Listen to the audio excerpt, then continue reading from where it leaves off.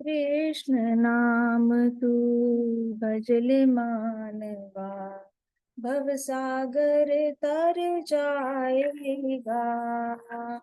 कृष्ण नाम तू भजले मानवा, भव सागर तर जाएगा। जो ना तूने भजन किया तो, जो ना तूने भजन किया तो, फिर पाछे पछताएगा। कृष्ण नाम तू भजले मानवा, भव सागर तर जाएगा। क्या लेकर तू आया जगत में, क्या लेकर तू आया जगत में, क्या लेकर तू जाएगा।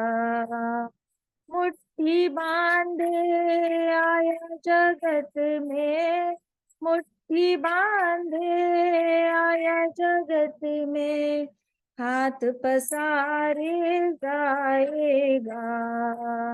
कृष्ण नाम तू भजले मानवा, भव सागर तर जाएगा। कृष्ण नाम तू भजले मानवा, भव सागर तर जाएगा। धन दौलत और माल खजाना, धन दौलत और माल खजाना, संग नहीं कुछ जाना है। इस दुनिया से रिश्ता तेरा, इस दुनिया से रिश्ता तेरा, एक दिन सब छूट जाना है। कृष्ण नाम तू भजले मानवा, भव सागर तर जाएगा। कृष्ण नाम तू भजले मानवा।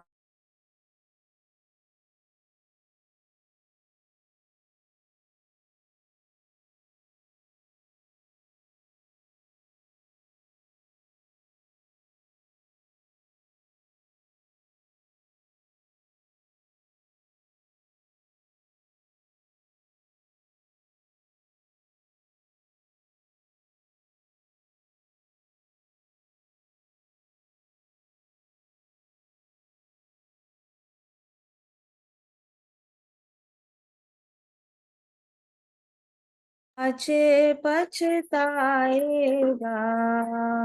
कृष्ण नाम तू भजले मानवा, फिर पाछे पछताएगा। दो दिन यहाँ पड़ा है मूर्ख, दो दिन यहाँ पड़ा है मूर्ख, फिर साचे घर जाएगा। कृष्ण नाम तू भजले मानवा, फिर पाछे पछताएगा। मानुष चोला पाया है तूने, मानुष चोला पाया है तूने, हरि नाम का जाप तो कर। मानुष चोला पाया है तूने, हरि नाम का जाप तो कर। चरण भक्ति प्रभु मुझको देकर, चरण भक्ति प्रभु मुझको देकर, मेरा भी उद्धार करो। कृष्ण नाम तू भजले मानवा, फिर पाछे पछताएगा। कृष्ण नाम तू भजले मानवा, भव सागर तर जाएगा। माया मोह को छोड़ के मूर्ख, माया मोह को छोड़ के मूर्ख, तू ऊपर उठ जाएगा। माया मोह को छोड़ के मूर्ख तू ऊपर उठ जाएगा। कृष्ण नाम तू भजले मानवा, भवसागर तर जाएगा। कृष्ण नाम तू भजले मानवा, भवसागर तर जाएगा। जो ना तूने भजन किया तो, जो ना तूने भजन किया तो फिर पाछे पछताएगा, फिर पाछे पछताएगा। कृष्ण नाम तू भजले मानवा, भवसागर तर जाएगा। क्या लेकर तू आया जगत में, क्या लेकर तू जाएगा। मुट्ठी बांधे आया जगत में, हाथ पसारे जाएगा। धन दौलत और माल खजाना सब यही छूट जाना है। इस दुनिया से रिश्ता तेरा एक दिन यही छूट जाना है। 2 दिन यहाँ पड़ा है मूर्ख, फिर साचे घर जाएगा। जो ना तूने भजन किया तो, जो ना तूने भजन किया तो फिर पाछे पछताएगा। मानुष चोला पाया है तो हरि नाम का जाप करो। चरण भक्ति प्रभु मुझको देकर, चरण भक्ति प्रभु मुझको देकर मेरा भी उद्धार करो। कृष्ण नाम तू भजले मानवा, भवसागर तर जाएगा। माया मोह को छोड़ के मूर्ख, माया मोह को छोड़ के मूर्ख तू ऊपर उठ जाएगा। कृष्ण नाम तू भजले मानवा, भवसागर तर जाएगा। नमो विष्णुपदाय कृष्णपृष्ठाय भूतले श्रीमते भक्तिवेदांत स्वामिनिति नामिने। नमस्ते सारस्वते देवे गौरवाणी प्रचारिणे। ओम अज्ञानतिमिरान्धस्य ज्ञानाञ्जनशलाकया चक्षुरुन्मिलितं येन तस्मै श्रीगुरुवे नमः। श्रीचैतन्यमनोभीष्टं स्थापितं येन भूतले स्वयं रूप कदा मह्यं ददाति स्वपदान्तिकम्।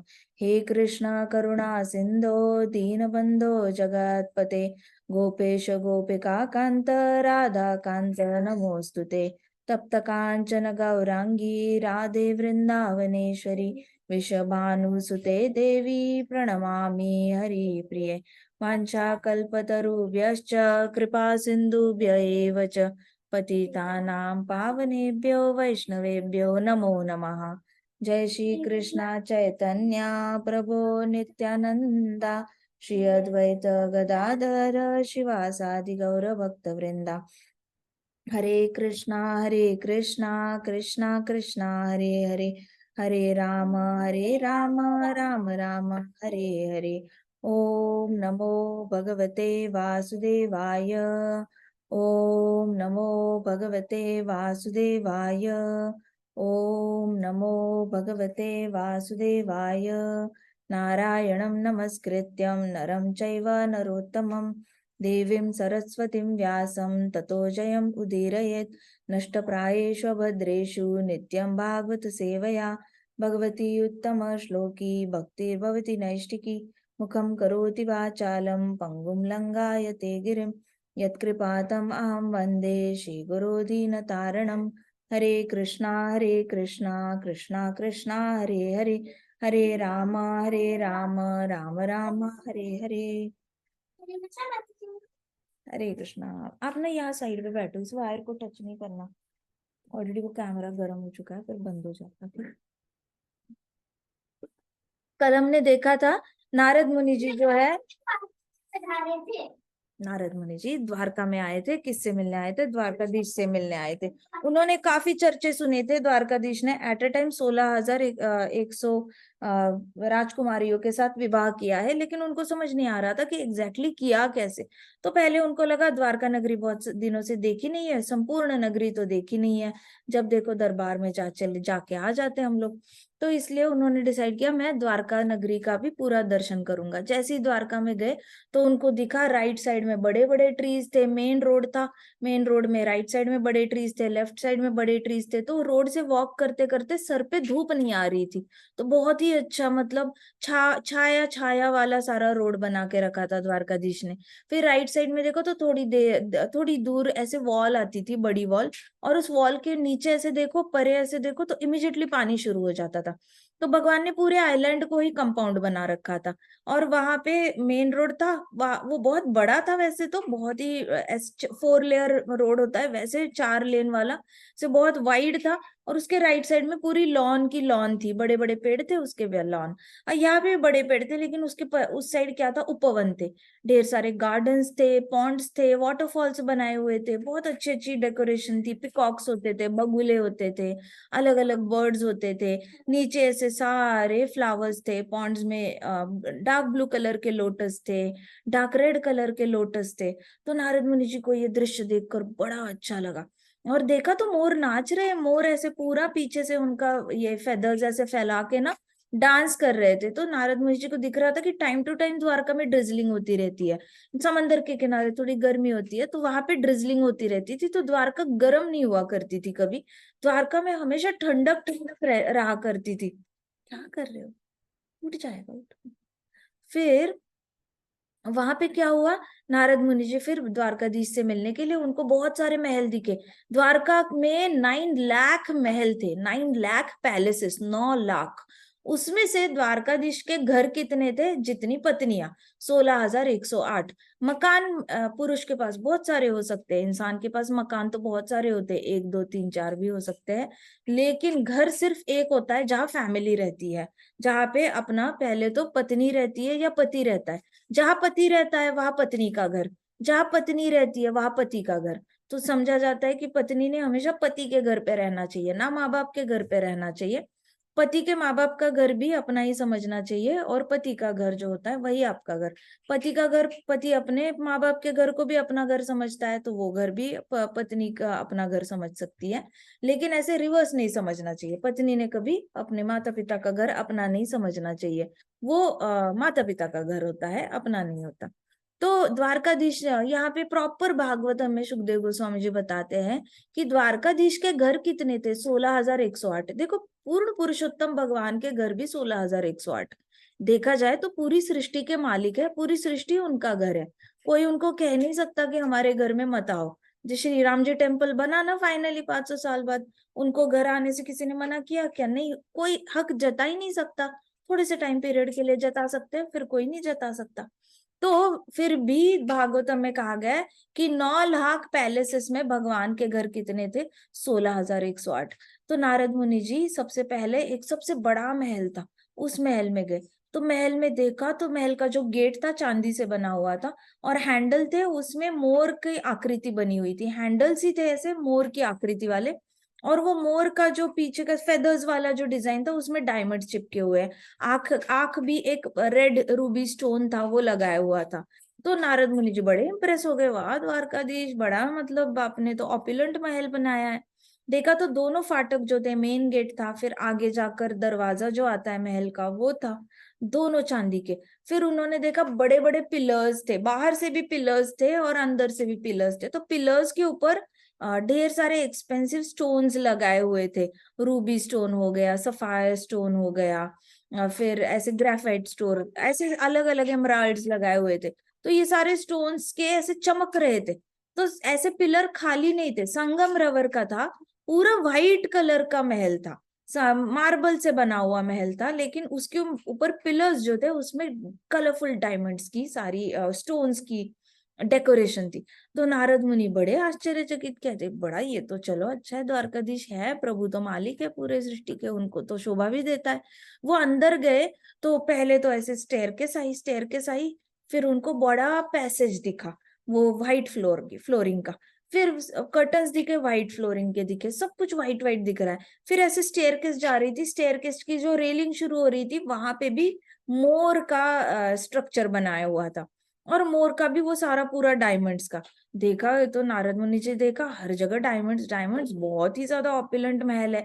फिर उन्होंने ऊपर देखा तो ढेर सारे शैंडिलियर्स लगाए हुए थे। नॉर्मली आप किसी भी बड़े आर्किटेक्चर में जाओ, एक बड़ा शैंडिलियर होता है, बाजू में छोटे छोटे लगाए होते हैं, लेकिन ये महल ही इतना बड़ा था कि उसको लिट अप करने के लिए बड़े बड़े शैंडिलियर्स में तोरण कहा जाता है, जिसके अंदर छोटे छोटे दिए लगाए जाते हैं। कभी कभी आजकल आर्टिफिशियल लाइट्स लगती है। तो बहुत सारे लगे हुए थे, क्योंकि एरिया ही बहुत बड़ा था, हॉल ही इतना बड़ा था कि ऐसे बहुत सारे शैंडिलियर्स उनको दिखने को मिले। और उसमें मोतियों की माला की झालर छोड़ी हुई थी, वो व्हाइट कलर के मोती थे। तो नारद मुनि जी बड़े सरप्राइज कि इसको भी डेकोरेशन अच्छा किया हुआ है, इतना डेकोरेशन। फिर थोड़े आगे वॉक करते गए तो उनको और सीढ़ियां दिखी। तो वहां पे रुक्मिणी महारानी पंखा कर रही थी द्वारकाधीश को, और द्वारकाधीश आराम से बैठे हुए थे गद्दे पे। उनका जो गद्दे पे बैठे हुए थे, जिस सिंहासन पे बैठे हुए थे, वो सिंहासन सोने से बना हुआ था। सिंहासन के ऊपर जो कुशन था वो व्हाइट कलर का था। सिंहासन के जो हैंडल थे, रुको जरा, हैंडल थे वो हाथी के जो दंत होते हैं बड़े वाले, उससे बने हुए थे। और फिर सामने वाला जो एरिया था वहां पे सारे डायमंड्स लगाए हुए थे। द्वारा इन्होंने नारद मुनि जी ने ऐसे ऊपर आते आते देखा, तो उनको द्वारकाधीश बैठी हुई दिखे, और वो सारा बाकी सब कुछ व्हाइट व्हाइट तो है ही। रुक्मिणी महारानी भी वहां पे पंखा ये कर रही थी, चामर डुला रही थी, और कृष्ण भगवान आराम से बैठे थे। लेकिन उन्होंने लेफ्ट देखा तो नारद मुनि ऐसे स्टेप्स चढ़ के आते हैं ना, वैसे नारद मुनि जी का फेस दिख गया। जैसे दिख गया, द्वारकाधीश फटक से उतरे अपने जगह से, दौड़ते दौड़ते गए, और उन्होंने सर अपना नीचे टिका लिया, अपने मुकुट के साथ ऐसे नीचे टिका लिया, और नारद मुनि जी को दंडवत किया। फिर उठ के खड़े हो गए और हाथ जोड़ा उन्होंने। नारद मुनि जी ऊपर आए, नारद मुनि जी बड़े शॉक्ड थे। द्वारकाधीश पूरे द्वारका के और पूरे महल के इतने ये मालिक होने के बाद ही इज रियली डूइंग दंडवत। तो नारद मुनि जी बड़े प्रसन्न हुए, स्माइल किया। फिर नारद मुनि जी का हाथ पकड़ के कृष्णा भगवान ने उनको अपने आसन पे बिठाया। कृष्णा भगवान नीचे बैठ गए और उन्होंने थाली में गंगा जल लिया, और उससे उन्होंने क्या किया, नारद मुनि जी का चरण कमल जो थे वो ऐसे अच्छे से धोए, और वो फिर वो जो जल था उन्होंने अपने सर पे छिड़का। उसके बाद उन्होंने पूछा, उनका पाव पोंछने के बाद उनको पूछा कि मुनिवर, आपने आने के कष्ट कैसे किए, क्या है, मैं आपकी क्या सेवा कर सकता हूँ। तो नारद मुनि जी को बड़ी शर्म आई कि द्वारकाधीश चरण धो रहे और फिर पूछ रहे कि वो क्या सेवा। हाँ, सेवा तो हमने करनी होती है। तो नारद मुनि जी ने द्वारकाधीश के हाथ पकड़े, और हाथ पकड़ के बोला, प्रभु मैं आपसे क्या, आप मुझसे पूछ रहे हो तो मैं आपको बता ही देता हूँ। मैं एक ही चीज चाहता हूँ कि आप मुझे सदैव याद रहो, मैं आपका सदैव स्मरण करूं, मैं आपको कभी भी ना भूलूं, ऐसा वर मुझे दीजिए। ऐसे बोला तो द्वारकाधीश ने बोला, क्या मजाक कर रहे हो, आप कैसे भूल सकते हो मुझे, ना ही मैं आपको भूल सकता हूँ, आप तो सदैव मेरे हृदय में रहते हो, आप जैसे महान भक्त। ये वायर को टच नहीं करना प्लीज, ठीक है चेहरे से। तो ठीक है चेहरे से। तो उन्होंने ऐसे बोला तो द्वारकाधीश बड़े स्माइल किया। फिर नारद मुनि जी के साथ थोड़ा सा अच्छे से बात हुई। फिर नारद मुनि जी वहां से निकल गए, और फिर ऐसे ऐसे देखते देखते निकल गए। उन्होंने सोचा दूसरे महल में क्या है देख लेता हूँ। दूसरे महल में एंट्री किया उन्होंने, थोड़े आगे गए तो पहले ही है उनको वहां पे ना हॉल में, ऐसे रूम में नहीं गए, पीछे जाके रूम होती है, हॉल में ही उनको बड़ा सा, वापस उस महल का भी हॉल बहुत बड़ा था, और वहां पे भी शैंडिलियर्स वगैरह लगे हुए थे। लेकिन वहां पे उद्धव के साथ भगवान बैठे हुए थे, और एक पत्नी थी उनके साथ, और वो क्या खेल रहे थे, चौपड़ चौपड़ खेल रहे थे। और कृष्णा बड़े एनग्रॉस होके खेल रहे थे चौपड़। नारद मुनि जी वाज शॉक्ड। नारद मुनि जी को लगा अभी तो वहां पे रुक्मिणी महारानी के साथ थे, और मुझे सी ऑफ करने अभी आए थे, यहाँ पे पहुंच कैसे गए भगवान जल्दी से?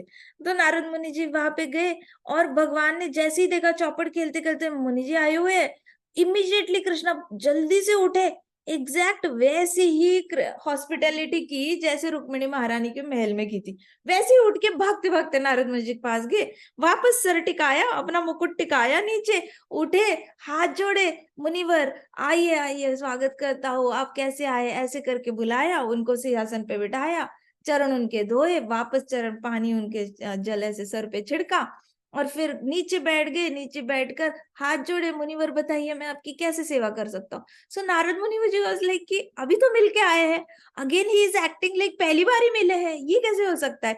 कोई सीक्वेंशियल वेलकम होना चाहिए कि अच्छा अच्छा आप यहाँ पे भी आई है, आए आइए बैठिए बैठिए, कैसे सेवा करे, आपको यहाँ पे कुछ खाना है, कुछ अलग से तो करते कृष्णा, लेकिन उन्होंने फ्रेशली ऐसे दिखाया जैसे फर्स्ट टाइम ही मिल रहे हैं नारद मुनि जी से।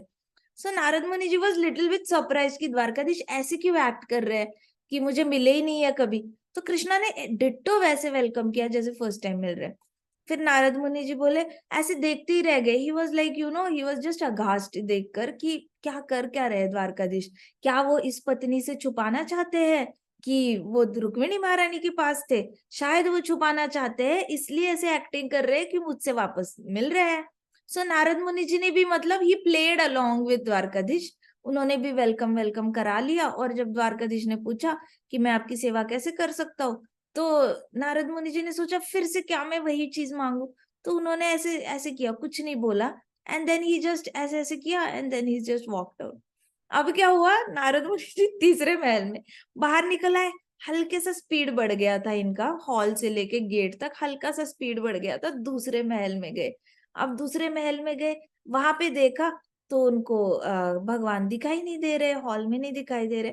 फिर वो थोड़े से आगे गए तो वहां पे भगवान मुकुट वुकुट सब उतार के बेड पे बैठे हुए, उनके ऊपर 10-10 बच्चे खेल रहे, एक दूसरी रानी थी, एंड 10-10 बच्चे, कोई कंधे पे खेल रहा है, कोई गोदी में खेल रहा है, एंड कृष्ण भगवान उनके साथ खेल रहे थे बेड पे, सारे बच्चों के साथ खेल रहे थे। तो नारद मुनि जी ने दूर से ही देखा, ऐसे देखा, और वहां पे उनकी जो रानी थी वो ऐसे पंखा कर रही थी, भगवान की सेवा कर रही थी। सो नारद मुनि जी ने इस बार तो डिस्टर्ब ही नहीं किया, पता चला वापस चरण धो दिए नारद मुनि जी के। तो नारद मुनि जी ने बिल्कुल डिस्टर्ब किए बिना नारद मुनि जी ने अबाउट टर्न ले लिया, वहां से और स्पीड से आए। कहते हैं शायद भगवान को इस रानी से भी छुपाना हो कि पहले वो दो रानियों के पास रुके हुए हैं, छुपाना हो तो यहाँ पे आके ऐसे एक्ट कर रहे हैं, लेकिन इतनी जल्दी उन्होंने मुकुट चेंज किया, इतनी जल्दी ऐसे अलग ही वस्त्रों में घर पे बैठे हैं, ऐसे कैसे पॉसिबल है? मैं तो अभी वहां से निकल के आया हूँ। तो फिर नारद मुनि जी को लगा शायद ये प्राकट्य अप्राकट्य की लीला कर रहे हैं, भगवान होता है ना, इधर से प्रकट होते उधर प्रकट हो जाते, यहाँ से निकलते वहां होते। तो नारद मुनि जी को थोड़ा डाउट आया, इस बार उन्होंने स्पीड और ज्यादा बढ़ाई, स्पीड उन्होंने बढ़ा के जल्दी से गेट से बाहर आ गए, और दूसरे महल में एंट्री करते ही उनको भगवान दिख गए कि अपनी फैमिली के साथ ना ढेर सारे साधु पुरुषों को वो अन्नदान कर रहे हैं, तो उनकी पत्नी भी अन्नदान कर रही है, उनके बच्चे भी छोटे छोटे बर्तन लेके वहां पे अन्नदान कर रहे हैं, और ढेर सारे ऋषि पूरे ऐसे वरांडे में बैठे हुए बाहर ऐसे अन्नदान चल रहा है अच्छा खासा, बिल्कुल ही एनग्रॉस्ड है भगवान। इस बार तो नारद मुनि जी को गेट के अंदर भी जाना नहीं पड़ा। सो नारद मुनि जी को अब थोड़ा सा गांभीर्य आ गया, उनको लगा क्या इसी को कहते हैं कि भगवान हर जगह साइमल्टेनियसली प्रेजेंट रह सकते हैं? क्या भगवान ने यही लीला विवाह के वक्त की थी? क्या विवाह के वक्त ऐसी ही, क्या इसी को विस्तार कहते हैं? ये विस्तार ऐसे दिखता है? ऐसे करके नारद मुनि जी थोड़े से गंभीर हो गए, and then he stopped doubting, उनको ऐसा लगा कि अच्छा अब भी पता चला उनको कि प्राकट्य अप्राकट्य नहीं चल रहा है, ये तो भगवान का विस्तार लीला चल रही है। फिर उन्होंने भगवान को देखा, बड़े ही मन लगा के साधु पुरुषों को अन्नदान करा रहे थे।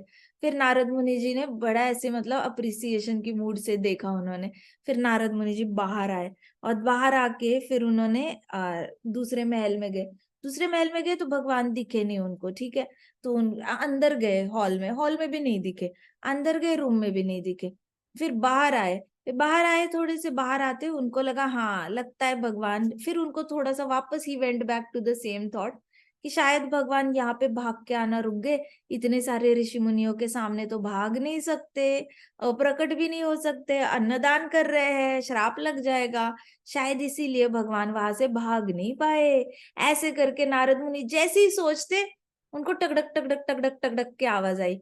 सो ही वॉज थिंकिंग आवाज कहाँ से आ रही है, तो वो आवाज की दिशा में गार्डन से वॉक करके गए। गार्डन से उस महल में राइट साइड वॉक किया, तो उनको वहां पे भगवान ने पूरा अपने ऊपर क्या पहना हुआ था, उसको नाम क्या था, कल हमने पढ़ा था, क्या पहना हुआ था, वो आर्मर पहना हुआ था, इंग्लिश में आर्मर कहते हैं। हमने कल वो ड्रेस पहनी हुई थी घोड़सवारी करने वाली, व्हाट इज द नेम, कवच, हाँ वैसे वाला युद्ध कवच पहना हुआ था। एंड पूरे बाल और ऊपर का जो मुकुट था वो आयरन का था। तो आयरन का मुकुट था, नीचे सारा आयरन का पूरा वो प्रोटेक्शन वाला पहना हुआ था।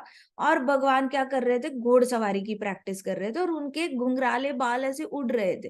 तो उन्होंने ऐसे पहले तो भगवान को देखा दूर से, एंड ही इज प्रैक्टिसिंग घोड़सवारी। सो नारद मुनि जी वाज लाइक कि भगवान को क्या जरूरत है युद्ध भूमि का ये सारा सब कुछ प्रैक्टिस करने की, भगवान तो सुदर्शन चक्र यूज करके ही जीत सकते हैं।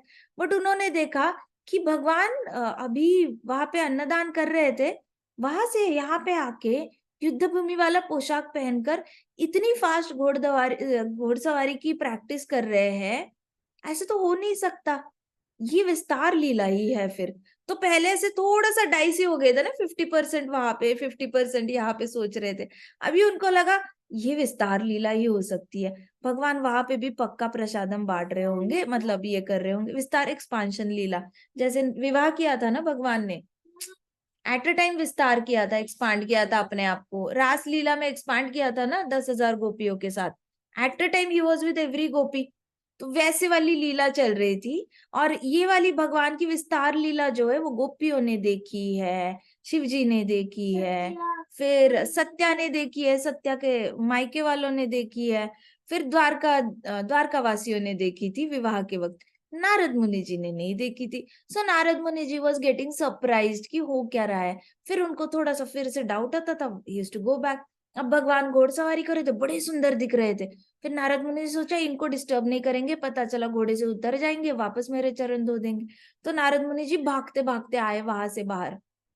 अब दूसरे महल में गए, दूसरे महल में गए तो वहां पे उनको खड़गों की आवाज आ रही थी, तलवार खड़ग ऐसे काफी सारी चीजों की आवाज आ रही थी, लेकिन वेपन्स की आवाज आ रही थी। तो वापस वो अंदर नहीं गए महल में, उन्होंने वापस वहां पे जहां से आवाज आ रही थी वहां पे गए। तो वहां पे बहुत बड़ा अखाड़ा था, अखाड़े में भगवान ने पूरा युद्ध क्षेत्र जैसे पूरा प्लानिंग करते हैं वैसे वाला सारा एरिया बना के रखा था। और भगवान के छोटे छोटे बच्चे सर्कल फॉर्म में वहां पे खड़े थे, और अंदर भगवान सैनिकों के साथ सारे वेपन्स प्रैक्टिस कर रहे थे, कभी भाला प्रैक्टिस कर रहे थे, कभी तलवार, कभी गदा। सो भगवान युद्ध भूमि क्षेत्र की सारी ट्रेनिंग कर रहे थे अपनी। सो नारद मुनि वॉज इमेंसली इम्प्रेस्ड विस्तार लीला से। नारद मुनि ने वहां पे सोचा कि ये लीला सिर्फ भगवान ही कर सकते हैं, एट अ टाइम हर महल में प्रेजेंट है वो। और वहां पे उनकी जो रानी थी वो दूर से भगवान को देख रही थी, और वहां पे वो कई सारी दासियों के साथ भगवान के दर्शन ऐसे देख रही थी ऊपर से, कि भगवान कैसे अपनी युद्ध भूमि की युद्ध कौशलता की प्रैक्टिस कर रहे हैं। तो कल हम यहाँ पे आए थे जहां पे नारद मुनि धीरे धीरे धीरे विस्तार लीला समझने की कोशिश कर रहे थे कि एक्चुअल में देखो इतने महान भक्त होकर उनको विस्तार लीला समझ में नहीं आती। ये क्योंकि विस्तार लीला हमेशा हार्ट से समझी जाती है। नॉर्मली लोगों को लगता है क्लोन किया जा सकता है, लेकिन पता है क्लोन क्लोन भी विस्तार ही होता है देखा जाए। लेकिन कर्दमा मुनि अपने आप को कितने में क्लोन कर पाए थे, he was hardly able to clone himself into 9 Kardama मुनिज, राइट। तो ऐसे करके ज्यादा से ज्यादा एक जीवात्मा होती है अपने आप को 9 से लेके 11 या फिर 50 तक क्लोन कर सकती है। लेकिन परमात्मा होते हैं वो करोड़ों करोड़ों में भी अपने आप को क्लोन कर सकते हैं, विस्तार कर सकते हैं, एक्सपांड कर सकते हैं। ये फर्क है नर में और नारायण में। तो अभी आगे की कथा करते हैं हम। फिर भगवान ने देखा वहां पे भगवान बहुत ही अच्छे से अपनी ये कर रहे थे, युद्ध भूमि की तैयारी कर रहे थे, और उनके बालक उनसे प्रेम से सीख रहे थे, उनको देखकर उनको सीख रहे थे। और फिर आसपास के जो उनके बच्चे थे वो अपनी हाथ में तलवार लेके आपस में ही प्रैक्टिस कर रहे थे, देखते थे अपने पापा को कैसे कर रहे हैं और फिर आपस में ऐसे करेंगे, फिर देखेंगे, फिर आपस में ऐसे प्रैक्टिस करेंगे। तो कृष्णा अपने प्रैक्टिस से अपने बच्चों को सिखा रहे थे कि कैसे तलवारबाजी करनी है, कैसे गदा युद्ध करना है। फिर नारद मुनि अगले महल में गए तो वहां से कोई आवाज ही नहीं आ रही है, कुछ समझ में नहीं आ रहा नारद मुनि जी को। महल के अंदर गए, कोई नहीं है, कोई नहीं है, लेकिन बाहर ऐसे सब चीयरिंग की आवाज आ रही थी। और चीयर कर रहे थे तो कौन कर रहे थे? कृष्णा के बच्चे कर रहे थे। वहां पे देखा तो स्क्वायर शेप का अखाड़ा था और उसमें भगवान कुश्ती लड़ रहे थे बड़े बड़े रेस्लर्स के साथ। अब जब नारद मुनि जी ने देखा तो वहां पे उनके बच्चे जो थे, भगवान ने सिर्फ धोती पहनी हुई थी, व्हाइट धोती पहनी हुई थी, भगवान के बाल खुले खुले थे और भगवान ने ऐसे पटका होता है वैसे व्हाइट क्लॉथ लेकर, ऐसे जैसे वृंदावन के कृष्णा बांधते हैं ना वैसे, लेकिन भगवान ने ऐसा करके यहाँ पे गांठ मारी थी। तो कृष्णा इतने सुंदर दिख रहे थे, पूरे पसीने से लथपथ हो चुके थे, धूप आ रही थी उनके ऊपर, पूरी मिट्टी मिट्टी लगी हुई थी। कृष्णा दिख तो बड़े सुंदर रहे थे और कृष्णा की पत्नी जो थी वो ऐसे उस साइड से उनको ऐसे करके देख रही थी और स्माइल कर रही थी। एक ही पत्नी थी वहां पे, उसके महल में ये लीला चल रही थी। तो वहां पे एक पत्नी थी, वो ऐसे स्माइल करके देख रही है और उनके 10-10 बच्चे थे कृष्णा के, क्योंकि कृष्णा को हर पत्नी से 10 बच्चे थे। तो वहां पे बच्चों ने भी, कृष्णा के सारे बच्चों ने भी व्हाइट व्हाइट धोती पहनी हुई थी और वो सब आपस में कुश्ती लड़ रहे थे। तो Krishna was again teaching them, खुद रेसलिंग करके अपने बेटों को सिखा रहे थे कि रेसलिंग करनी कैसी है, कुश्ती लड़नी कैसी है। तो ये लीला नारद मुनि जी देखी और नारद मुनि जी ने दूर से ही देखा और प्रभु आपकी लीला महान है। वहां पे बच्चों को, उस रानी के बच्चों को आप तलवार युद्ध सिखा रहे हो, गदा युद्ध सिखा रहे हो, यहाँ पे इस रानी के बच्चों को आप रेसलिंग सिखा रहे हो, कुश्ती सिखा रहे हो। एंड देन नारद मुनि अपने माइंड में रिप्ले करने लग गए कि भगवान वहां पे क्या कर रहे थे, यहाँ पे भोजन कर रहे थे, वहां पे खेल रहे थे, कहीं चौपड़ खेल रहे हैं, कहीं घोड़सवारी कर रहे हैं। So he was thinking about everything और वो ज्यादा से ज्यादा प्रभु के चरण कमलों से उनकी भक्ति और बढ़ती जा रही थी और वो और खुश हुए जा रहे थे। अब उनकी उत्सुकता कम ना हो, अब उनका मन कर रहा था कि मैं सारे महलों में जाके देखूं कि भगवान एग्जैक्टली 16,108 लीलाएं एग्जैक्टली और क्या क्या कर रहे हैं भगवान, और क्या क्या सिखा रहे हैं बच्चों को, पत्नी को। इनका गृहस्थ आश्रम कितना सुंदर चल रहा है। मतलब भगवान का गृहस्थ आश्रम देखकर तो किसी का भी कभी ये नहीं लगेगा कि गृहस्थ आश्रम बोर होता है या गृहस्थ आश्रम पनिशमेंट होता है। ऐसा कभी लगेगा ही नहीं। भगवान ने खुद गृहस्थ आश्रम इतने अच्छे से बिताया है कि उनका गृहस्थ आश्रम देखकर नारद मुनि जी को भी ऐसे नहीं लगा कि अरे अरे ही इज वेस्टिंग टाइम। वैसे तो नारद मुनि जी को हमेशा ऐसे ही लगता है कि कोई भी गृहस्थ दिख जाता है उनको लगता है कि क्या टाइम वेस्ट करते रहते हैं ये लोग, नारायण का नाम लो, राम नाम लो, भगवान हरि नाम लो, कुछ तो नाम लो, वेस्ट मत करो। ब्रह्मा जी को भी ऊपर से ऐसे ही लगता है। फर्स्ट कैंटो में ब्रह्मा जी नीचे देखते हैं और कहते हैं कि ये सारे जीवात्मा कितना समय नष्ट करते हैं, इतनी दिन इतने सालों से मेडिटेशन कर रहे हैं, ये मेडिटेशन करके ऊपर आएंगे, महर लोक में आएंगे, फिर मेडिटेशन सालों सालों तक, लाखों सालों तक करेंगे, फिर तपोलोक में आएंगे, फिर यहाँ सत्य लोक में आएंगे, फिर मेरे लोक में आएंगे। इतना सब करने से अच्छा वो एक बार प्रभु का नाम ले तो वो नीचे से ही सीधे वैकुंठ जा सकते हैं। इन जीवात्माओं को क्यों समझ में नहीं आता? ऐसे करके ब्रह्मा जी, मेडिटेशन करने वालों को भी ब्रह्मा जी ये करते हैं। नारद मुनि जी जिसको देखते हैं उनको भी बुरा लगता है कि ये लोग हरि नाम क्यों नहीं ले रहे, अपना समय व्यर्थ क्यों गवा रहे हैं।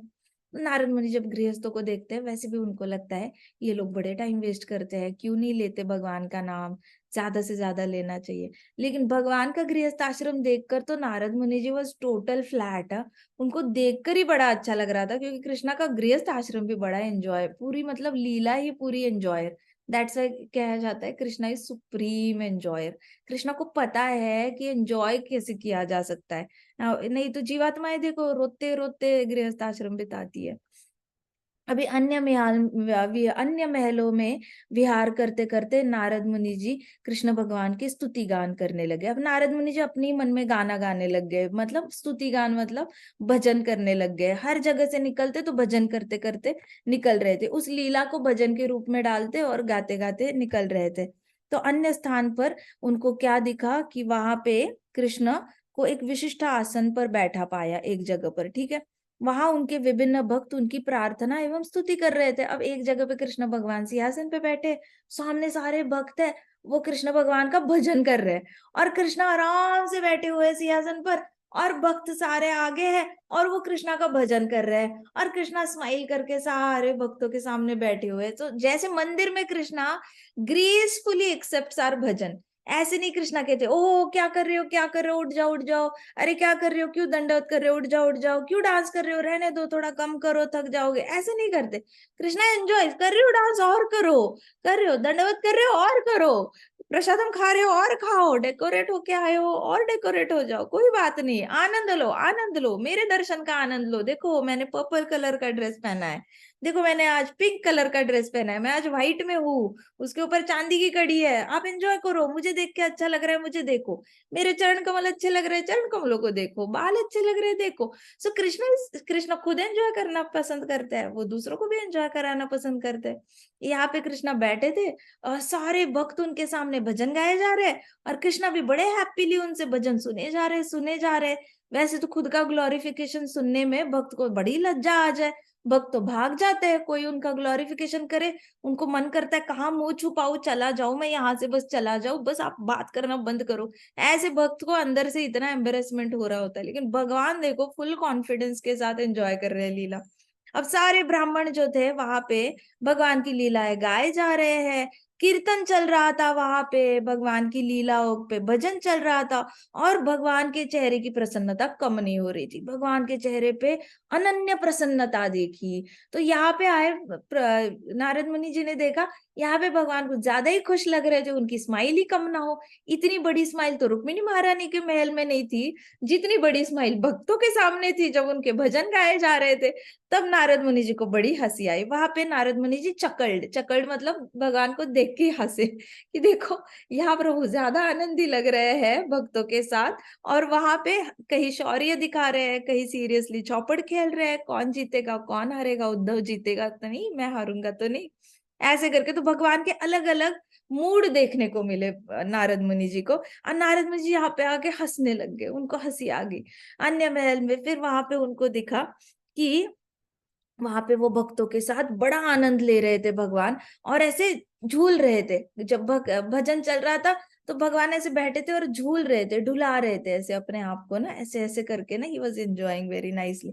इसलिए कहते कीर्तन करना चाहिए, भजन करना चाहिए। कोई घर कभी खाली एक दिन ऐसा ना जाए कि हमारे घर में करताल नहीं बज रही है, घंटी नहीं बज रही है। कोशिश करनी चाहिए करताल तो बजे, कुछ ना कुछ करके भगवान के सामने। करताल नहीं बजानी आती, घंटी लेके भजन करो, करो कुछ तो भजन करो, भगवान को म्यूजिक बड़ा अच्छा लगता है। फिर भगवान को अपनी भी स्तुति गान सुनना बड़ा अच्छा लगता है। फिर वहां पे आगे देखा तो एक जगह पर भगवान क्या कर रहे थे, कई सारे व्यापारियों के साथ बैठे थे, द्वारका के व्यापारी। आगे जाके दूसरे महल में देखा तो भगवान बैठे थे और सामने चेयर पे सारे व्यापारी बैठे हुए थे। तो मीटिंग चल रही थी सारी वैश्य कम्युनिटी की और भगवान की, कि द्वारका में मार्केट का कैसे कैसे ये करना है, क्या क्या सुधार लाना है, द्वारकावासियों को क्या क्या नया नया बेच सकते हो आप, उनको क्या चाहिए अलग तरीके से। तो सारा मार्केट वाली जो मीटिंग होती है वो चल रही थी। तो नारद मुनि जी ने देखा, स्माइल की, और नारद मुनि जी ने वहीं से अबाउट टर्न कर लिया, क्योंकि भगवान वहां पे सबको गाइड कर रहे थे कि मार्केट कैसे होना चाहिए, कितना कैसे, ऐसे करके वैश्यों के साथ डिस्कस हो रहा था, व्यापार डिस्कस हो रहा था। तो व्यापार डिस्कस करना नॉर्मली क्या होता है ना, भक्तों को बड़ी मिसअंडरस्टैंडिंग होती है। उनको लगता है कि व्यापार डिस्कस करना मतलब पाप है, व्यापार डिस्कस नहीं करना चाहिए। नहीं, व्यापार भी वैश्य को जरूरत होती है, करना पड़ता है। व्यापार ही नहीं होगा तो सामान्य जनता खाएगी क्या, पिएगी क्या, उन तक पहुंचेगा कैसे सारा सामान। व्यापारी जब सारा सामान इधर से उधर ट्रांसपोर्ट करेंगे तभी तो सबको खाना मिलेगा, नहीं तो कैसे मिलेगा। फिर यहाँ पे भगवान जो व्यापारियों के साथ मीटिंग कर रहे थे, नारद मुनि जी ने स्माइल किया, वहां से निकले। फिर एक जगह पर उनको दिखा कि भगवान मंत्रियों के साथ बैठे थे, सारी मंत्रियों के साथ। अब मंत्रियों को भी मिनी सिंहासन थे, मिनी सिंहासन मतलब थोड़ा बहुत सोना उनके भी सिंहासनों पर लगा था, भगवान का जो ये था वहां पे। और वो मीटिंग कहाँ हो रही थी, भगवान के ऐसे मतलब महल के लेफ्ट साइड जाते तो गजीबो टाइप होता है ना, ऊपर से ऐसे शेड होता है, लेकिन मार्बल का ही था, लेकिन ओपन एयर था, मतलब सारे पिलर्स होते हैं और उसके बीच में ऐसे सर्कल करके ये लगे हुए थे, सिंहासन लगे हुए थे, और भगवान का अकेले का सिंहासन थोड़ा हाइटेड था, मतलब टॉल था, उस पे भगवान, और बाकियों के जो छोटे छोटे मिनी सिंहासन थे ऐसे गोल करके। तो ओपन ओपन इसमें बैठे थे, गार्डन में मीटिंग चल रही थी मंत्रियों के साथ। तो अनऑफिशियल मीटिंग जैसे होती है ना, दरबार को छोड़कर, यहाँ पे मेन मेन मिनिस्टर्स के साथ भगवान बैठे थे, और सब अपना रजिस्टर लेके आए थे, और भगवान के साथ ऐसे मीटिंग चल रही थी। तो उनको लगा कि हाँ, ये पूरी द्वारका नगरी का व्यवस्थापन की, पूरा प्रोटेक्शन की, बाहर के देशों के साथ कैसे रिलेशंस रखने हैं, किस देश को सपोर्ट करना है, किस देश को नहीं सपोर्ट करना है, ये सारी मीटिंग्स होती है। वैसी वाली बहुत हाई लेवल की मीटिंग चल रही है। तो नारद मुनि जी गए, ऐसे ऐसे देखा उन्होंने, और फिर वो गेट से बाहर निकल आए। उनको लगा वाह, यहाँ पे रियल में बहुत रॉयल द्वारकाधीश लग रहे, सीरियस द्वारकाधीश, गंभीर द्वारकाधीश, गंभीरता से पूरे मतलब देशों के बारे में डिस्कशन चल रही है। तो नारद मुनि जी बड़े, उनका ना विस्तार लीला देखकर नारद मुनि जी बड़े प्रसन्न थे। वो बाहर आए तो बड़े ही ज्यादा अलग अलग तरीके से भगवान की लीलाएं गाते गाते आ गए। वहां से नारद मुनि जी बाहर आए तो फिर एक महल में विहार करते हुए गए। तो नारद मुनि जी को देखा, कृष्णा अकेले ही वॉक कर रहे थे अपने अपने महल में, अकेले ही, पीछे हाथ बांधे हुए थे भगवान ने ऐसे, और ऐसे करके विहार कर रहे थे पौधों को, कभी कभी पौधों को ऐसे हाथ लगाते, कभी ऐसे फ्लावर्स को हाथ लगाते, कभी ऐसे फ्रूट्स को बस ऐसे टच करते करते जाते। तो भगवान की जो विहार लीला है ना, इसको कहते हैं यमुना तीरा वनचारी। जय राधा माधव में तो भगवान यमुना तीर के कैसे करते थे, यमुना के तीर पे वॉक करते थे ना, वैसे भगवान यहाँ पे वॉक कर रहे थे पॉन्ड्स के साइड में। और भगवान जब भी यमुना के किनारे वॉक करते थे, ऐसे करेंगे, यमुना के पानी उड़ाएंगे, ठीक है, फिर ऐसे जाएंगे, मोर को हाथ लगाएंगे, कभी हिरन को हाथ लगाएंगे, कभी ऐसे रैबिट को हाथ लगाएंगे, रैबिट को उठाएंगे, उठा के ऐसे कर देंगे। अकेले ही वॉक करते रहते थे भगवान। भगवान को इतना वॉक करना पसंद है ना, जंगल वाटर, ये उनका फेवरेट कॉम्बिनेशन है।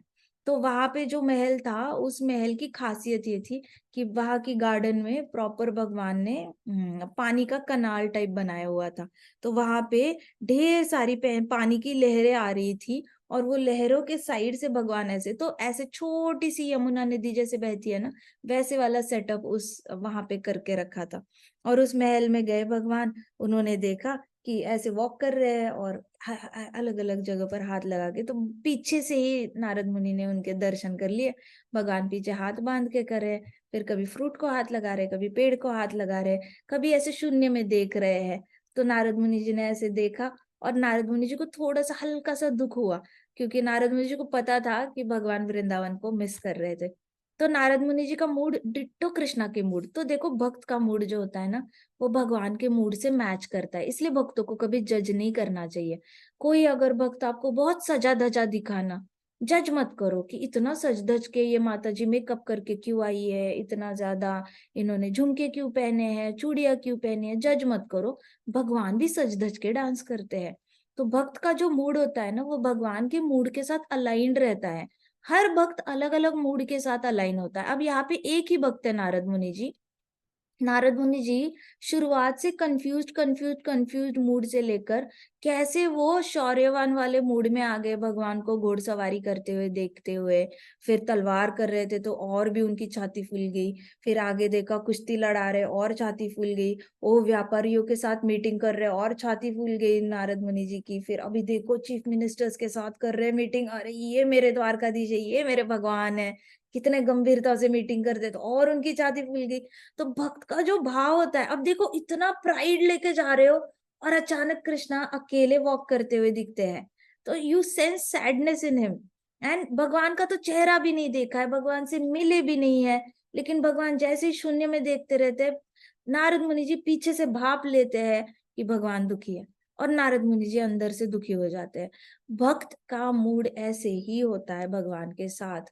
किसी भी भक्त को उसके मूड के हिसाब से जज मत करो। कोई भक्त अगर बहुत ज्यादा श्लोक श्लोक श्लोक करता हुआ दिख गया, तो सोचना भगवान कहीं बैठे हैं, भागवतम सुनने में बड़ा इंटरेस्ट ले रहे हैं, और उनको श्लोकों का भागवतम बड़ा एंजॉय कर रहे हैं, संस्कृत भागवतम। उसका मूड भगवान के मूड से अलाइन हो गया है। अगर कोई भक्त दिखता है बार बार प्रचार ही करता रहता है, कुछ और बात ही नहीं करता, उसको नॉर्मल बातें करती ही नहीं, करनी ही नहीं आती, जब देखो कृष्णा की बातें करता है, थोड़ा इंसान की तरह भी नहीं, ऐसे नहीं। हो सकता है वो उस भजन मंडली में से है जिसके जो भगवान के सामने बैठती है और भगवान बड़े एंजॉय करते हैं, उसके भजन भी एंजॉय करते हैं, उसकी बातें भी एंजॉय करते हैं, लीला भी एंजॉय करते हैं। यू नेवर नो विच भक्त इज इन विच मूड। कोई भक्त आपको दिखता है हमेशा सेवा में लगा रहता है, ये टेंट लगाओ, वो टेंट लगाओ, ईंटें क्यों नहीं आई, सीमेंट क्यों नहीं आया, समझ में नहीं आता क्या, बिल क्या, पैसा कब दोगे, हमने इतना पैसा दिया है, इतना रिटर्न क्यों नहीं आया, हमारी इतनी ईंटें लग गई मंदिर में, ऐसा करते हुए दिखेगा, समझ जाना।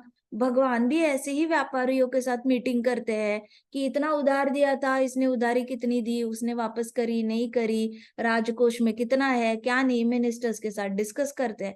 भक्त का जो भाव होता है वो भगवान के साथ अलाइंड होता है। तो भक्त की किसी भी एक्टिविटी को जज करने मत जाओ, पंगा ही मत लो, क्योंकि भगवान अनंत है, भगवान के मूड अनंत है, भगवान के भक्त भी अनंत है, और भगवान के भक्तों के मूड भी अनंत होते हैं।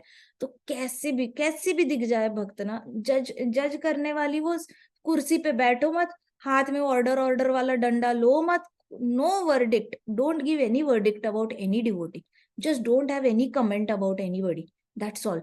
उसका और कृष्णा का पर्सनल रिलेशनशिप है, वो देख लेंगे, हमारा कोई लेना देना नहीं है उसके बीच में। We are nobody to interfere between that devotee and Krishna. उनका मूड वो लोग देख लेंगे आपस में, हर आत्मा का इंडिविजुअल कनेक्शन है कृष्णा के साथ, ठीक है। तो नारद मुनि जी थोड़े से उदास हो गए कि भगवान को अकेले वॉक करते हुए देखकर, हो सकता है कृष्णा हैप्पी भी हो ऐसी, सो बट कृष्णा जब स्टेयर करने लग गए और वहां से उन्होंने मिनी यमुना नदी बनाई थी वो देखा, देन ही कुड सेंस कि हाँ ये भगवान पक्का वृंदावन को मिस कर रहे हैं। तो वहां से बाहर निकलते वक्त नारद मुनि जी थोड़े से शांत गंभीर होकर ऐसे थोड़े से नीचे देखकर वॉक करते करते बाहर आ गए। फिर उनकी अंदर से ना बहुत ज्यादा जो क्यूरियोसिटी थी हर महल में जाने की, वो थोड़ी कम हो गई थी। अब नारद मुनि थोड़े से गंभीर हो गए थे और उनका जो एंथुजियाज्म था वो थोड़ा कम हो गया था। उनको भगवान की चिंता होने लग गई थी कि भगवान कैसे इतना सारी रानियों को खुश रख रहे हैं, अपने बच्चों को खुश रख रहे हैं, द्वारकावासियों को खुश रख रहे हैं, चीफ मिनिस्टर्स को खुश रख रहे हैं, व्यापारियों को खुश रख रहे हैं, भाई को खुश रख रहे हैं, उद्धव को खुश रख रहे हैं। लेकिन अंदर उनके कितनी ज्यादा एम्प्टीनेस है, क्योंकि वो वृंदावन जाना चाहते हैं। तो भगवान इतना ज्यादा सैक्रिफाइस करते हैं अपने परिवार के लिए, और जीवात्मा होती है वो कहती है मेरे पास ये कमी है वो कमी है, इसलिए मुझे परिवार से की ड्यूटी नहीं करनी है। तो शर्म आनी चाहिए जब कोई कहता है ना कि मुझे परिवार के प्रति ड्यूटी नहीं करनी है, उसने तो चुल्लू भर पानी में जाके डूब लेना चाहिए। जिसको ऐसा लगता है कि मुझे अपने परिवार के प्रति कर्तव्य ही नहीं करने, वो तो धरती पे बाहर है, उसका तो जीने का मतलब ही नहीं बनता। जिसको समझ में नहीं आता, द्वारकाधीश का दुख जिसने समझा नहीं, उसको अपना दुख हमेशा भारी लगेगा। द्वारकाधीश का दुख जिस दिन समझ जाओगे ना, उस दिन आंखों से आंसू बहना बंद नहीं होंगे कृष्णा के लिए। इतना समझ लेना, द्वारकाधीश के दुख के सामने ना किसी का भी दुख बड़ा नहीं है।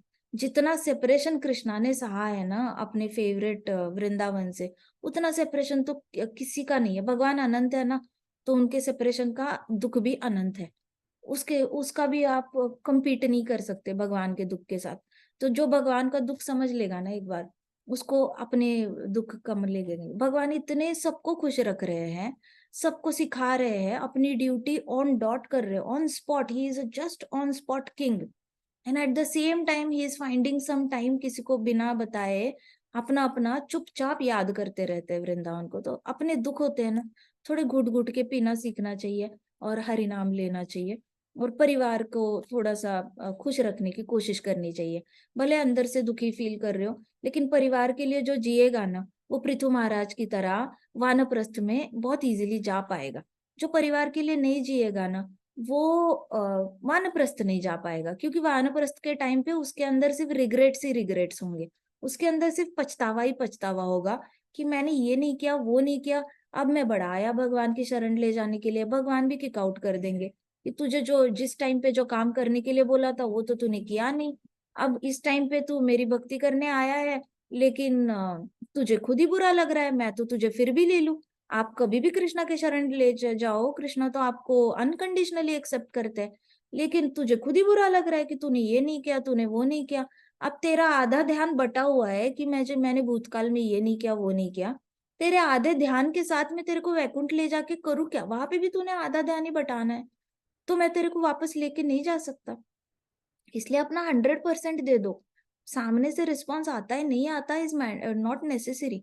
लेकिन पृथु महाराज की तरह वानप्रस्थ इजीली जा पाओगे, नहीं तो नहीं जा पाओगे। रिग्रेट वाले लोग ना जा नहीं पाते धाम बिना किसी पश्चाताप के। धाम में जाके भी उनको पश्चाताप ही होता है। ये जो यूरोप टूर करने वाले बूढ़े लोग होते हैं ना, उनको पूछना, यूरोप में जाके भी रोते रहते हैं कि हाय हमारा बच्चा ये नहीं करता, वो नहीं करता, बेटी ऐसी है वैसी है। वहां पे भी जाके रोएंगे, पूरा वर्ल्ड टूर करके आएंगे, वापस आके फोटो दिखाएंगे, लेकिन घर पे आके रोएंगे, अल्टीमेटली रोएंगे कि ये ठीक नहीं चल रहा, वो ठीक नहीं चल रहा। तो वानप्रस्थ रिटायरमेंट लाइफ अगर हैप्पी चाहिए ना, तो जब आप गृहस्थ आश्रम में हो, मेहनत करो। भगवान कर रहे हैं ना मेहनत, उनको भी बुरा लग रहा है, जा नहीं पा रहे वृंदावन, लेकिन he is not giving up on his duties, हर जगह कर रहे। तब नारद मुनि बहुत ज्यादा सीरियस हो गए थे, और वहां पे उन्होंने देखा, अगले महल में गए, शांति से गए। अगले महल में गए तो भगवान बड़े शांत तरीके से बैठे थे, मानो सांदीपनि मुनि के आश्रम में हो। भगवान ने अपना पूरा सिल्क का पीताम्बर त्याग दिया था। He was wearing mere a simple dhoti, simple dhoti पहनी हुई थी लाइट सैफरन कलर की, और शांति से बैठे हुए थे। और आसपास सारे ऋषि मुनि जो थे वो शास्त्रों का पठन कर रहे थे। अब इससे पहले जो थे भक्तों के साथ वहां पे भजन चल रहा था, तो कृष्णा बड़े एंजॉय कर रहे थे। तो वहां पे he was dancing, he was laughing and smiling. भक्तों के साथ तो यही होता है। यहाँ पे जो ऋषि मुनि थे वो सारे शास्त्रों का पठन चल रहा था, पुराणों के संस्कृत का पठन चल रहा था, श्लोकों का पठन चल रहा था। It was a serious business going on. तो सीरियसली वहां पे श्लोकों का पठन चल रहा था, तो भगवान भी समाधि लगाकर वहां पे सीरियसली बैठे हुए थे। जैसा भगवान का भाव वैसे भक्त का भाव, जैसे भक्त का भाव वैसे भगवान का भाव। भगवान और भक्त में ना इतना ज्यादा रैपो होता है ना, इतना ज्यादा लगाव होता है ना, कि भगवान कब भक्त के बन जाते हैं और भक्त कब भगवान का बन जाता है समझ ही नहीं आता। दोनों के मूड मैच कर जाते हैं एकदम। कोई भक्त बहुत हैप्पी हैप्पी दिख गया ना, इसका मतलब वो कृष्णा के हैप्पी वाली लीला में हमेशा पार्टिसिपेट कर रहा है, भगवान भी उसके साथ बहुत हैप्पी है। तो इस यहाँ पे जो थे वो बड़े सीरियस सीकर्स ऑफ स्पिरिचुअलिटी थे। तो भगवान वहां पे सांदीपुनि मुनि के आश्रम में जो यूनिफॉर्म था वैसे वाला यूनिफॉर्म पहनकर वहां पे श्रवण कर रहे थे, ग्रंथों का, श्लोकों का श्रवण कर रहे थे, पुराणों का श्रवण चल रहा था, रामायण चल रही है, महाभारत चल रहा है, अलग अलग पुराण चल रहे हैं, और भगवान बड़े आनंद से उसका श्रवण करे जा रहे हैं, सारे महान महान ऋषि मुनियों के साथ। तो कहीं पर आगे के यहाँ पे देखा तो श्री कृष्ण अपनी पत्नी और परिवार के साथ मनोविनोद कर रहे थे। आगे गए तो वहां पे जोकिंग जोक्स चल रहे थे, पत्नी के साथ, बच्चों के साथ, कई सारी वहां पे एक्स्ट्रा थोड़ी सी पत्नियां भी थी। तो ग्रुप ऑफ पत्नियों के साथ वहां पे भगवान जोक्स कर रहे थे सबके साथ, कुछ ना कुछ ऐसे, मतलब छेड़खानी, जैसे रुक्मिणी महारानी के साथ जोक किया था, रुक्मिणी महारानी चक्कर आके गिर गई थी, वो वाली लीला थी ना, वैसी वाली, लेकिन थोड़ी सी हल्के फुल्के जोक कर रहे थे। और रानिया भी एंजॉय कर रही थी, सरकास्टिक कमेंट्स चल रही थी वहां पर। तो फिर वहां पे नारद मुनि ने देखा, फिर उनके दिल का दुख जो था थोड़ा सा हल्का हो गया कि चलो अच्छा ही, at least he smiling, at least he joking. तो नारद मुनि जी को बड़ा अच्छा लगा कि भगवान को हंसते हुए देखकर, वहां पे जोक्स जोक्स वगैरह चल रहे थे। फिर नारद मुनि जी थोड़े से स्माइल करते करते बाहर आ गए। देखो नारद मुनि जी का भी भाव बदल गया भगवान को देखकर। नारद मुनि जी बाहर आ गए उनको स्माइल करते हुए देखकर। फिर दूसरे महल में गए तो वहां पे भगवान मंदिर में दिखाई दिए। नारायण भगवान की मूर्ति थी सामने, आरती कर रहे हैं अपनी रानी के साथ। तो नारायण भगवान के सामने भगवान ने आरती ली हुई है।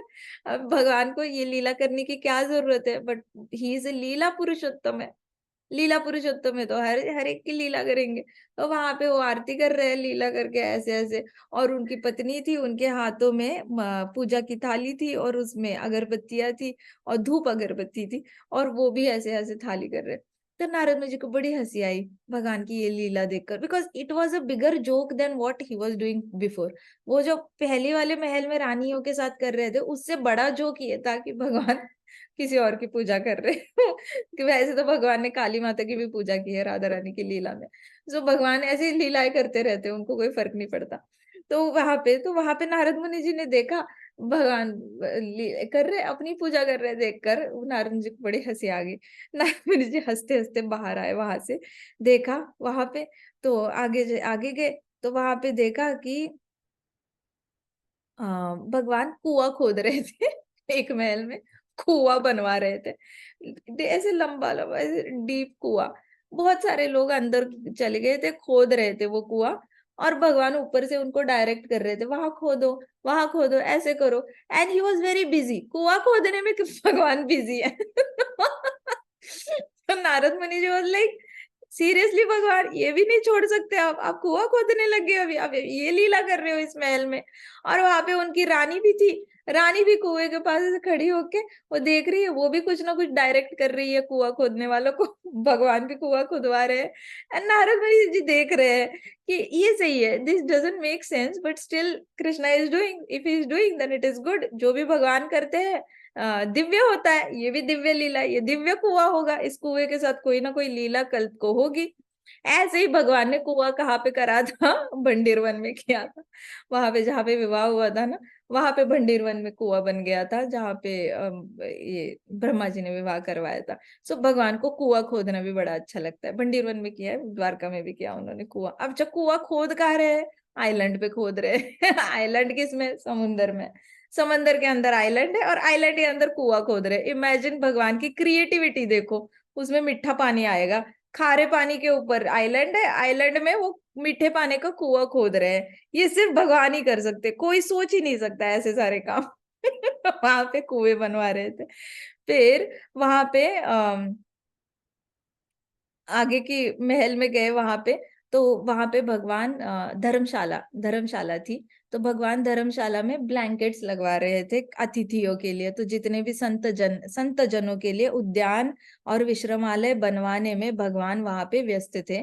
और वहां पे भगवान सेवा दे रहे थे विश्रामालय में, और उद्यान बनवा रहे थे, मतलब गार्डन का भी बनवा रहे थे। और जो विश्रामालय था, धर्मशाला थी संत जनों के लिए, तो भगवान स्वयं वहां पे सब कुछ मॉनिटर करके संत जनों के लिए बेडिंग्स ठीक है क्या, टेबल ठीक है क्या, प्लेट है क्या इनको खाने के लिए, सारी सारी तैयारी है क्या। और वहां के गार्डन्स में उन्होंने फ्रूट गार्डन लगाई थी कि संत जन फ्रूट्स और इस पे जीते हैं ना, रूट्स एंड फ्रूट्स पे जीते हैं। तो भगवान वहां की तैयारी करा रहे थे धर्मशाला की पूरी। तो ही वाज लाइक, नारद मुनि जी हाँ ये भी सही है, संत जनों के लिए धर्मशाला बनवा रहे हैं। तो जहाँ पे भी आप धाम में धर्मशाला देखते हो, अभी देखो अयोध्या में कितनी बड़ी धर्मशाला बन रही है, तो वृंदावन में बड़ी सारी धर्मशाला है। कहीं पे भी आपको धर्मशाला दिखेगी ना, तो वहां उस पे भगवान का आशीर्वाद होता है। भगवान को बहुत अच्छा लगता है जो धर्मशाला बनवाते हैं, कि धर्मशाला में हमेशा संत जन आके रहते हैं। संत जनों के पास कोई लक्ष्मी नहीं होती देने के लिए, तो आपको फ्री में ही रखना पड़ता है उनको। तो धर्मशाला मैक्सिमम डोनेशन पे ही चलती है। तो वहां पे संत जन जो होते हैं, और धर्मशाला का रेंट ही कितना होता है दिन का, 10 रुपी, 20 रुपी, मैक्सिमम 50 रुपए तक जाता है धर्मशाला में। क्योंकि आपको बस एक बेडिंग जितना एरिया मिल जाता है, लंच के लिए टेबल मिल जाता है, that's it. And then there is a common washroom. लेकिन यहाँ पे भगवान बहुत ही स्पेशल अच्छी धर्मशाला बनवा रहे थे इन सब के लिए। तो नारद मुनि जी बड़े प्रसन्न हुए, वहां से भी वो स्माइल करते करते बाहर आ गए। फिर एक जगह पे गए, एक दूसरे महल में गए, तो भगवान वहां पे मंदिर बनवा रहे थे, मंदिर का कंस्ट्रक्शन बनवा रहे भगवान। सोचो, मंदिर का कंस्ट्रक्शन बनवा रहे, वहां पे भगवान बिजी थे मंदिर बनवाने में, ईंटों में वगैरह सबको से डायरेक्ट कर रहे थे, मंदिर ऐसे बनना चाहिए। आधा अधूरा मंदिर बना होगा शायद, तभी बोल रहे हैं कि मंदिर बनवाने में संलग्न थे। नारद जी ने देखा कि कृष्ण किस प्रकार द्वारका नगरी के 16,108 महलों में अद्भुत अद्भुत लीलाएं करते हैं। ऐसी लीलाएं करते हैं जिसके बारे में आप सोच विचार भी नहीं कर सकते। कुएं की लीला तो सोची नहीं होती। तो कह रहे कि भगवान अपनी आरती करेंगे ये भी नहीं सोचा था, कुआं खोदेंगे ये भी नहीं सोचा था, अच्छा मंदिर बनवाएंगे, खुद भगवान है। भगवान जहाँ पे है वहीं पे मंदिर है, भगवान रोड पे खड़े रहे वो मंदिर है हमारे लिए। भगवान मंदिर बनवा रहे हैं, गॉड नोज, मतलब भगवान ही जानते हैं कि उस मंदिर में किस विग्रह की स्थापना करवाएंगे। भगवान वो खुद ही जानते हैं द्वारकाधीश। हम सोच भी नहीं सकते कि भगवान किसको बिठाने वाले उस मंदिर में। बट वो मंदिर बनवा रहे। क्यों, किस लिए बनवा रहे होंगे? रानी के लिए बनवा रहे होंगे अपने। तो वहां पे तल्लीनता से बड़े बिजी होकर है। फिर उन्होंने प्रार्थना की, नारद मुनि जी ने, प्रिय भगवान, आपकी असीम कृपा है कि मैं सदा आपके चरण कमलों की दिव्य प्रेममयी सेवा में तल्लीन रहता हूँ। तो वहां पे भगवान मंदिर बनवा रहे, पीछे से नारद मुनि जी बोल रहे हैं कि अब भगवान आपकी बहुत बड़ी कृपा है मुझ पे, कि मैं हमेशा आपके चरण कमलों में बिजी रहता हूँ। आपकी इतनी सारी लीलाएं देखकर मैं चकित रह गया हूँ। ये आप क्या क्या कर सकते हो और आप क्या नहीं कर सकते, कृपया आप मुझे आशीर्वाद दीजिए। जिससे कि मैं संपूर्ण ब्रह्मांड में आपके दिव्य कार्यकलापों का यशगान करता हुआ फिरूं। यहाँ पे नारद मुनि जी ने कृष्णा को वर मांगा कि मैं पूरे ब्रह्मांड में आपकी ये लीलाएं फैलाना चाहता हूँ। सोचो, आज आपने ये कहानी सुनी है द्वारका की, आपको मन नहीं करेगा सबको जाके बताने का कि भगवान क्या क्या लीलाएं करते हैं? और मानो 16,108 लीलाएं हमें पता चले, जो कि हम एक दिन करेंगे, टाइम आएगा तब we will definitely do that. 16,108 लीलाएं, हम सारे महलों की लीलाएं डिस्क्लोज करेंगे भगवान की। लेकिन अगर हमें पता चले तो can we contain that in our heart? No, हमें तो मन करेगा इसको भी बताओ, उसको भी बताओ। नारद मुनि जी को लगा कि मैं अभी इतना सब कुछ देख के आए हो, मुझे बताना है, मैं पेट में कैसे रखूं? नारद मुनि जी के पेट में तो कुछ रहता नहीं। तो उन्होंने कहा, कृपा करके मुझे वर दे कि मैं ये सारी लीलाएं पूरे ब्रह्मांड में सबको जाके बताऊं।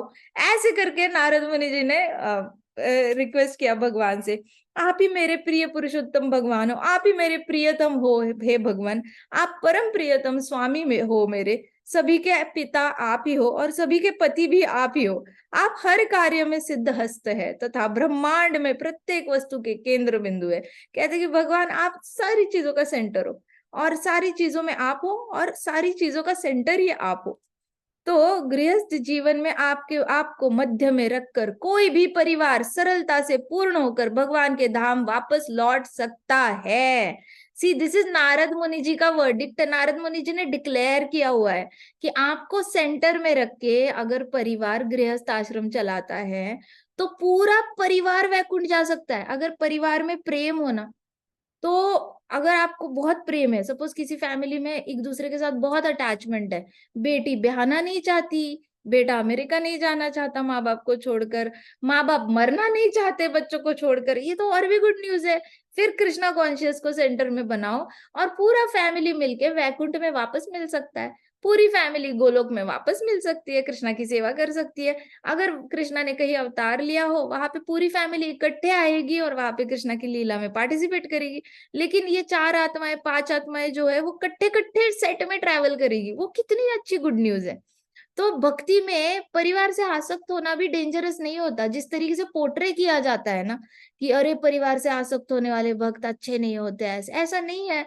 नारद मुनि कहते हैं कृष्ण को सेंटर में रखकर जो गृहस्थ आश्रम करेगा वो निश्चय ही पूरा परिवार वैकुंठ प्राप्ति करेगा, पूरा परिवार भगवान के धाम वापस लौट सकता है। तो ये नहीं समझना है कि मैंने तो कृष्णा को सेंटर में रखा है, बाकी लोग रखे ना रखे मेरे को कोई फर्क नहीं पड़ता। बाकी लोगों ने अगर कृष्णा को सेंटर में नहीं रखा और सिर्फ आपने ही सेंटर में रखा है, तो वो परिवार का सेंटर हुआ कैसे? फिर तो वो सिर्फ आपका खंबा हुआ, बाकियों का खंबे तो अलग रखे हुए हैं घर में, बाकी लोग तो अपने ही एजेंडा के आसपास घूम रहे हैं। फिर तो you failed in creating that centre of the family. तो भक्त ने कोशिश करनी है सबका सेंटर एक ही हो, ताकि सब मिलकर कट्ठे वैकुंठ जाए, कट्ठे भगवान के धाम में जाए। प्यार है तो क्या हुआ परिवार में, ये प्यार भगवान की लीलाओं में, भगवान की सेवा में भी तो अर्पित कर सकते हैं। सब कुछ ही भगवान के चरण कमलों में अर्पित कर सकते हैं, तो क्या परिवार का प्रेम अर्पित नहीं कर सकते? तो यहाँ पे कहते हैं कि सरलता से, बड़ी सरलता से पूरा परिवार भगवत धाम लौट सकता है। आपको 16,108 महलों में 16,108 रानियों के साथ निवास करते हुए देखना वास्तव में चकित करने देने वाला है। ऐसे करके नारद मुनि जी ने वापस वही रिपीट किया कि आपको मैंने 16,108 महलों में 16,108 रानियों के साथ इतनी सारी लीलाएं करते हुए देखना सच में बहुत अद्भुत है।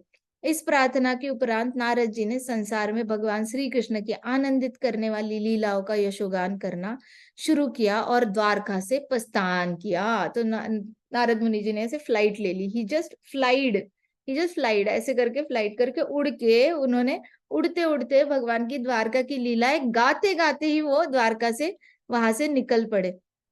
जो कोई द्वारका में भगवान की लीलाओं की कथा का श्रवण करेगा वह शीघ्र ही भगवान के धाम लौट जाएगा तथा पूर्ण पुरुषोत्तम भगवान के प्रति उनकी नित्य सेवा शीघ्र ही प्रारंभ हो जाएगी। हरि बोल।